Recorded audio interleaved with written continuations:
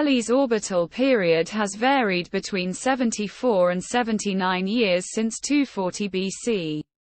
Its orbit around the Sun is highly elliptical, with an orbital eccentricity of 0.967, with 0 being a circle and 1 being a parabolic trajectory. The perihelion, the point in the comet's orbit when it is nearest the Sun, is 0.59088 million kilometers. This is between the orbits of Mercury and Venus. Its aphelion, or farthest distance from the Sun, is 35.052 billion kilometers, roughly the distance of Pluto. Unusual for an object in the Solar System. Halley's orbit is retrograde. It orbits the Sun in the opposite direction to the planets, or clockwise from above the Sun's north pole. The orbit is inclined by 18 degrees to the ecliptic, with much of it lying south of the ecliptic. Because it is retrograde, the true inclination is 162 degrees. Owing to the retrograde orbit, it has one of the highest velocities relative to the Earth of any object in the Solar System. The 1910 passage was at a relative velocity of 70.56 km per second, 157,800 miles per hour. Because its orbit comes close to Earth's in two places, Halley is associated with two meteor showers, the Eta Aquariids in early May, and the Orionids in late October.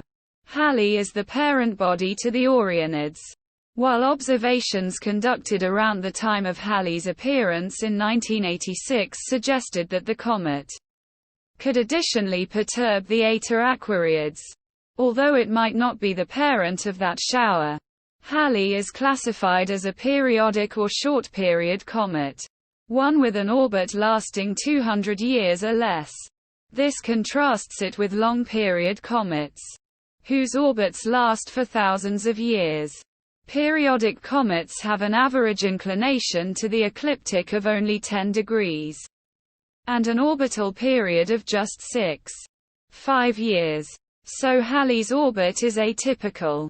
Most short-period comets, those with orbital periods shorter than 20 years and inclinations of 20 to 30 degrees or less, are called Jupiter family comets.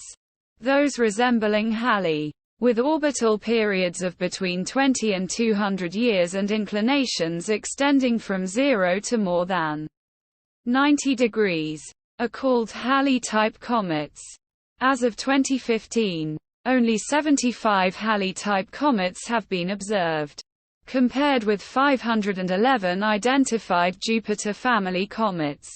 The orbits of the Halley-type comets suggest that they were originally long-period comets whose orbits were perturbed by the gravity of the giant planets and directed into the inner solar system. If Halley was once a long-period comet, it is likely to have originated in the Oort cloud, a sphere of cometary bodies around 20,000 to 50,000 O from the Sun. Conversely, the Jupiter family comets are generally believed to originate in the Kuiper belt, a flat disk of icy debris between 30 O, Neptune's orbit, and 50 O from the Sun, in the scattered disk. Another point of origin for the Halley-type comets was proposed in 2008. When a trans-Neptunian object with a retrograde orbit similar to Halley's was discovered. 2008 kV 42, whose orbit takes it from just outside that of Uranus to twice the distance of Pluto. It may be a member of a new population of small solar system bodies that serves as the source of Halley-type comets. Halley has probably been in its current orbit for 16,000 to 200,000 years. Although it is not possible to numerically integrate its orbit for more than a few tens of apparitions, and close approaches before 837 AD can only be verified from recorded observations. The non-gravitational effects can be crucial. As Halley approaches the Sun, It expels jets of sublimating gas from its surface, which knock it very slightly off its orbital path. These orbital changes cause delays in its perihelion of 4 days on average. In 1989, Boris Chirikov and Vitold Vyacheslavov performed an analysis of 46 apparitions of Halley's comet, taken from historical records and computer simulations. These studies showed that its dynamics were chaotic and unpredictable on long timescales. Halley's projected lifetime could be as long as 10 million years. These studies also showed that many physical properties of Halley's comet dynamics can be approximately described by a simple symplectic map, known as the Kepler map.